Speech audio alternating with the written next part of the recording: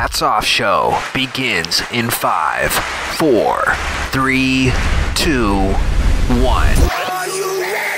Welcome to the Hats Off Show. I'm Jared Einstein alongside Adam Green here in New York City, and boy, do we have an unbelievable guest. Where's Wallace? Adam, what are you doing? Stringer! I mean Jared. I'm asking a question. Where's Wallace? I knew when we were prepping for this that you were going to go off script and do something like this. I love The Wire. Yes, we all know you love The Wire. Okay, listen up.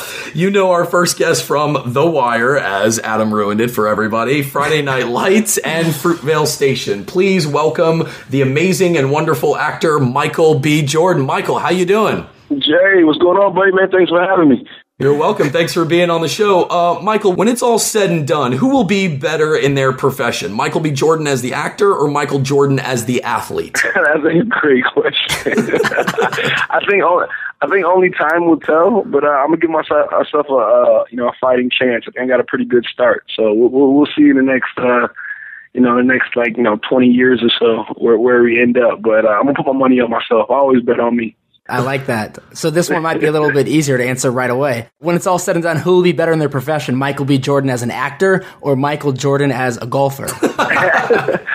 You know what? I'm gonna go with that first one. I'm gonna put myself on me. I'm gonna put my money on myself, and I'm gonna go ahead with Michael B. Jordan as the actor. Well, I love that you take yourself there, Mike. I love it. You know me. I'm from a competitive and sports background as well, and I would never back down. So I love it. Yeah, man. And I haven't been on a golf course yet, so I mean I have, but not really. I want to pick it up. But I think once I stop playing ball and I hang my cleats up, stop playing flag football, then I'll switch over to golf. Just like the other Michael Jordan. Michael, so basketball GMs have to build a perfect starting five to put on the court. So I want you to play the role of, instead of a basketball GM, an entertainment GM, and you have to cast a starting five of actors to play in your upcoming film. Oh man, so this is good. Yeah, and you got to think about things like, you want that top dog, just like on a basketball team, you need that defensive specialist, chemistry comes into play. So who are you casting this starting five for your movie? Man, starting five. That's a great question. All right. Do you want me to give you my five? Oh, yeah, what's your five? We both have a five too. We wanted to see actually who could kind of match it up as closest to you. But my starting five is Leonardo DiCaprio, Tom Hanks, because they're not really going to fight for the ball per se, like in basketball terms, and they've already been in a movie together. There's chemistry there. You've got your role player with Philip Seymour Hoffman.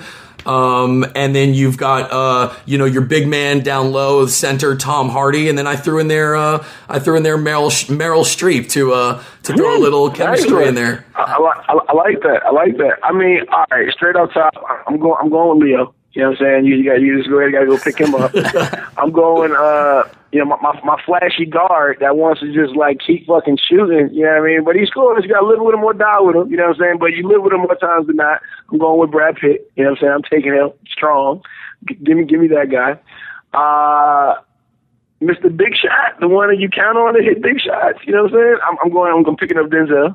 Ooh, that's a great one. Michael, is there enough room for everybody to have the ball? I mean, I just picked three. The three right there. I'm good. I mean, they all might not be on the same. You know what? Start. Yeah, I'm good. I'm picking Denzel. Okay. Then I'm going ahead. I'm picking up role player. I'm picking up Ed Norton, man. Give me Ed Norton. Oh, that's a good one. I like that. Yeah, that's a really good one. I want to see this movie. Yeah, let me Ed Norton, and then I'm How about a female? I would have to go with Jessica Chastain.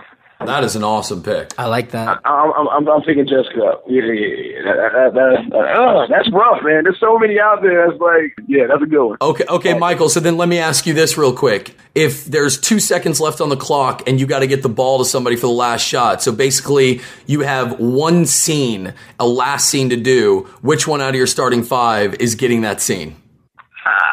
Which one I start about getting last? It's a scene. It's an ensemble piece. Everybody's in the last scene. The starting five is in the last scene. Is that it? Okay. Fair enough.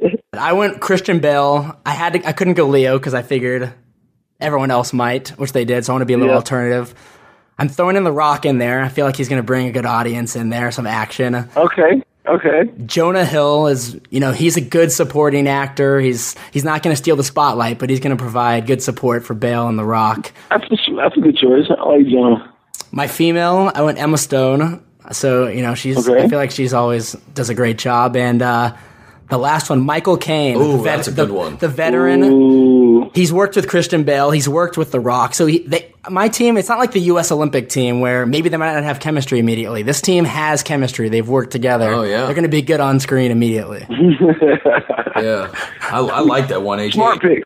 Michael, if you could go back in time, okay, and be one entertainer's or one athlete's best friend from the age of 5, and you literally grow up with them and watch their ascensions and descensions, who are you going to go with and why? Athlete, actor, or entertainer? Anybody? Anybody, yeah, athlete or entertainer. If you literally could be planted in their life from age 5 and be with them the whole way, who's Michael B. Jordan going to pick here and why? Ooh, man. We came prepared, Michael. We wanted to ask you unique questions. Man, you guys are coming with that heat, man. These are some good questions. Let me think. I'm so indecisive. I'm thinking I have so many like little options. Like I'm like, okay, basketball. It'd be kind of cool to be Jordan's best friend growing up. That'd be kind of cool. Then I'm like, No, it is. Michael, it's really funny that you say Jordan because that's who I've said like my whole life growing up is because I just think it'd be so there's something so fascinating and interesting. At age 16, he got cut from the varsity team. And then 6 years later, he's 22 years old and leading the league in the NBA in scoring. And there's something so amazing and unique about like in a 6-year span, like what he how much went you through. can grow, how much do you want it? How bad do you want it? How much work, how much hard work are you willing to put into it? You know what I'm saying? And dedicate to make yourself better and put yourself at the top. That's amazing. See that greatness, that hard work, that work ethic. Let me think. Let me get one. Anytime period, anytime frame. I mean, like I think Jeter would be a cool one, man. To be friends with Jeter. I mean, I just him as a person, he's so humble. His humility is kind of like what makes him, what people love about him so much. He's great. He's one of the greatest to ever fucking play the game. He, I don't know that much about his childhood, kind of how he grew up, but it'd be kind of cool to see, I know how I am as a person, you know what I mean? So it's kind of like, and I find myself to be very, very grateful, you know what I'm saying? I'm very, I don't brag, boast or anything like that. And our personalities kind of seem similar. So it'd be kind of cool to see if you had a best friend that was kind of like the same, like growing up, like how that would turn out. Right. Yeah. No, I agree. I think Jeter's actually a great choice because he is so humble and he is like that perfect athlete. It'd be really cool to see what kind of upbringing he had, what kind of job his parents did, and what he went through. What kind of troubles had to get him out of? You know what I mean? Like all the others, had to take off his hands. Like, don't worry, Jeter, I got this one. I will take this one for the team because I am your best friend. So, ladies, come with me. I agree. So you're getting in shape as you're set to play a boxer as Apollo Creed's grandson in Creed. Getting ready physically, what's that been like? What's the worst thing you've had to eat or the thing you miss the most? Probably boiled chicken. I mean, I just got finished eating like boiled chicken, rice, and like hot sauce. It's like you're not eating for taste anymore. You're just eating for nutrition. And I've been I eat like 6-7 times a day. Work out 2-3 times a day. At least 2 miles a day as far as running uphill. I've been putting in a lot. But you're skipping a day or two, right, Michael? I'm working like 6 days a week. I have a cheat day. Like my cheat day is my chill day. But you gotta have one. Closer to. Yeah, you gotta have one just to kind of keep you motivated or give you just a little bit of sweetness or some break out of the routine to kind of keep you like focused. It's been incredible, man. Like no one will kind of not pressure or expectations, but you're the follow up to Rocky, one of the greatest franchises in the history of cinema. So to be able to kind of like work with Sly and and following the pedigree of Apollo Creed, and have my own franchise out of this is it's a cool feeling. So I'm taking it very seriously. I'm up here in the office right now. I just got finished talking to Ryan and everybody, just trying to like work out some stuff and it's a constant work, it's a constant battle. So you guys will see what's going on pretty soon. We definitely can't wait. Growing up as an athlete, you played basketball, and you definitely have like those different feelings and mixed emotions of getting on the bus and going on the road and playing a road game in someone else's gym, as opposed to, staying at home and having the comfort in your own gym and the fans coming there to watch you play. So sticking with that, as an actor, which one do you prefer, Michael? Do you prefer playing your movie for the first time in front of your friends and family, which would be much like a home game? Or do you prefer going on the road and letting your movie play for the first time in front of an audience that you haven't met anybody, you don't know anybody, and watching that kind of unbiased, natural reaction? I like road games. I've always been a fan of road games. You know what I mean? I like going in another player's city and taking their girl. I like they chicks looking at me when I'm coming out the tunnel. Okay, that's what I like. I like talking smack outside of my home turf. You know what I mean? Like when I'm on the court. So like when it comes to films, I think it's kind of like that same feeling. You want that unbiased opinion, that raw feedback that you're gonna get from a different town that that's not something that you kind of grew up in. And I'm more. I think I'm more nervous, with screenings and showing my work to like my family and friends, because they know me the best. They're the ones that can sniff bullshit the quickest. But it's that's the feedback that you want the most. But it's always, I find it always easier to go out of town or see the film played somewhere else. Right. Yeah. No, I agree. I definitely agree. I remember actually a little story is watching Fruitvale Station for the first time with you. I think I was at WME, and even somebody like me who's known you for a while, or even somebody like your mom who sees it for the first time, and I know that must have been monumental and amazing to show her. But there's something about if a stranger comes up to you and saw it and doesn't know you at all, and it affected them, and it's just such a different dynamic and really cool aspect to see. So definitely agree with you on the road aspect. Yep, that's exactly how I feel about it. All right, I got to get on a Wire question here. Of course. Love the Wire. What did it feel like being killed off of a show after only a single season? I mean, then you have to watch as the show grows in popularity and eventually becomes, in my opinion and everyone's, one of the greatest shows of all time, definitely a cult classic. What was that feeling like, kind of watching that ascension? I think as a kid, it was more or less, I was sad that I wasn't able to go to work with my family anymore.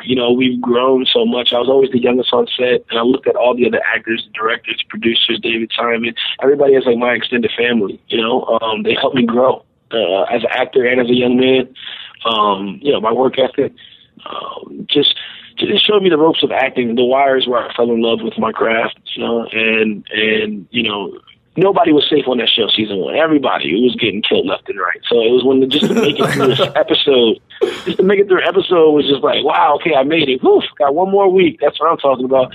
So when I finally got that dreaded knock on my trailer by David Simon, he was just like, Mike, we love you. Everybody here loves you. The audience, they love you. That's the exact reason we got to kill you. And he was just like, you'll be fine. Everybody, you'll do great. You'll move on to better things. And at 15, you don't really want to hear that. You're like, oh, whatever, man. Yeah. Like, I just want to come back to work with my friends. You never know what's next. So it was cool to see our show grow from there. That it was kind of like a little engine that could, we were always overlooked, we never really got any nominations. We never got the ratings we really thought we should, or felt the ratings didn't reflect the heart and the passion and the time that we put into it. And then each season we were supposed to get canceled up until the third season where we got that we got guaranteed for the last 2 up to season 5. Right. So we were always the underdogs. So to kind of see it grow and move on, I was more of a cheerleader, than resenting the fact that I wasn't on it anymore. I wanted to see my guys and my family do as well as with or without me, and it was awesome. Yeah, well, that's really cool. Yeah, it is. Michael, one more question before we get to our last segment. I have just an obsession and a fascination with this kind of Amy Teagarden. I mean, yeah, I'm sorry. Wait, you weren't supposed to say that on air. Amy, man. I'm sorry. I'm sorry. I didn't I'm know. so I was glad trying that's to on finish air. Sorry. Hi, Amy You can edit that out if you That want is to. that does not that will not be edited. I've been asking Michael to say hi to you from me for a very long time. Okay, so Michael, if you woke up tomorrow morning and you realized that the industry has died, it is gone. There is no entertainment industry. There is no job in the entertainment industry. There is no movie theaters.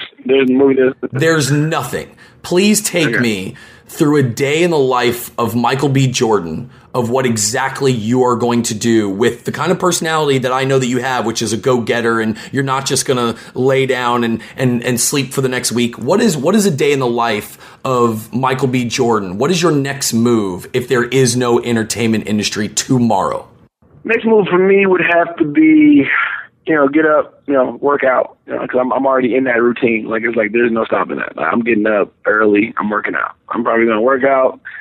I'm going to eat me a huge breakfast. I mean, I'm eating something I'm talking about the stuff I'm not supposed to eat, okay? I'm eating bacon. I'm going with French toast, some eggs, breakfast potatoes, a couple large glasses of fresh squeezed orange juice going all out here. Mike? Are you applying to college? Are you looking at applications or no? I'm not going back to school. I think I've already graduated from the college of life. For the most part. Just kind of like I'm good there. I'm not going back to college. I think maybe. Honestly, my passion has always been in the food and the cooking. So I think I might sign up for maybe culinary school, or I'll look into some investors and try to figure out who wants to invest in a restaurant. That's always been a big thing of mine. I'm kind of like a place where I can friends, food, family, alcohol, the stories, and just like being and great ambiance. I think that's it brings different cultures together. It brings all walks of life together. Food is like, the universal language. And for me to be able to speak that is a blessing. Everybody can't cook. So I think that would be something that I would definitely look forward to going into. Definitely. So is it safe to say that you do not have a cook right now prepping you for Creed? You're cooking all your own food? See, I actually do have a chef cooking me, prepping my food for Creed. Because this is cooking. This is like I'm eating like more assembly line stuff. This is like, just eat here, open your mouth, close, chew, swallow. All right, go ahead, go back outside, work out. I'm not eating for taste. This isn't a pleasure thing right now. This is to eat just to get my body right. We've come to our final segment here, which is a tradition here on our podcast. It is a tradition. We did it in our first episode, so now in our second episode that makes it a tradition. It's called Opposites. Yeah, exactly. It's called Opposites Attract. And basically, Jared and I, we argue often. We love to argue. That's why we're doing this whole show, just so we can argue with someone else finally. We're getting tired of each other. And so we've taken a position and we argue it out, and it's our guest's role now to decide who's the winner of this argument.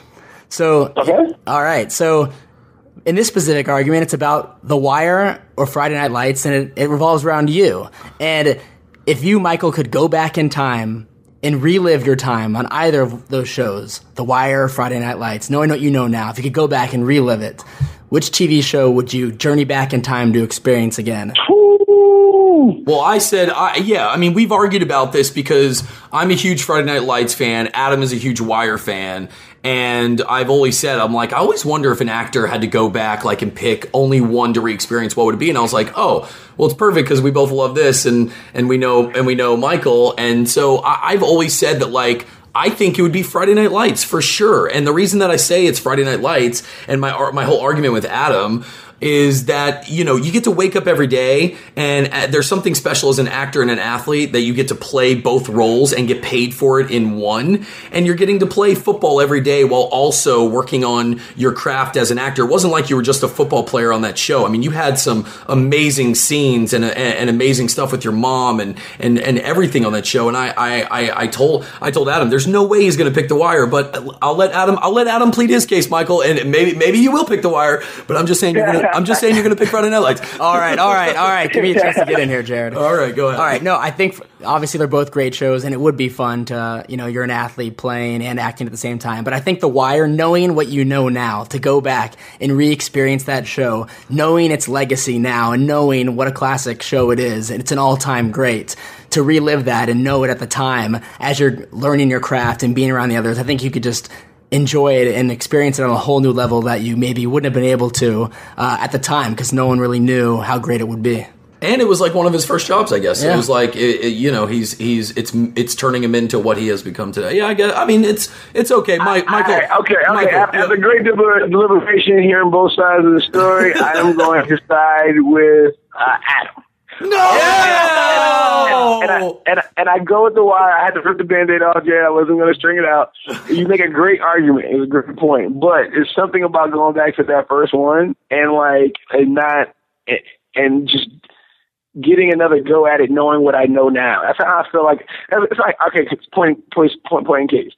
Jared, if me and you can go back to high school right now and play basketball with the minds that we have right now, knowing the game, what kind of damage do you think we would do in 8th and 9th grade? Do you know what kind of damage would be done? Like, it'd be ridiculous. Like, if we could take our mind right now and go back to, like, high school. So wait, so Michael, are you telling me that you think that if you went back, you could somehow deliver a better performance as Wallace? Yeah, I think that. Yes, yeah. I mean that, but playing devil's advocate, there is something to say about somebody's first time. Like, that's my first time I fell in love with something. It's kind of hard to duplicate the first time that rawness. You know what I mean? To kind of get over it. But me being the guy that I am, I think maybe I can go back and be better. Well, putting it in the words of or in the terms of a first love, then I almost want to say Adam is right and that I am wrong, but I never want to say that he's right. So I'm just going to say, Michael, you're right. Adam's wrong. Thanks, dude. I agree with that. Sometimes it's hard like that. I get it. It is. Well, listen, Michael, I know you're out and about. We want to just thank you so much for coming on to the Hats Off show, and we thank you so much for your time. I had so much fun. It was a great time. Thanks a lot. All good, man. You guys, thanks for having me. Anytime, Jay, hit me up. Yes, sir. I will. Hopefully, we'll have you back sometime. But good luck with everything, and thanks, Michael. All right, cool. Bye. For continuous updates and new episodes, listen to thehatsoffshow.com. The Hats Off Show here in New York City.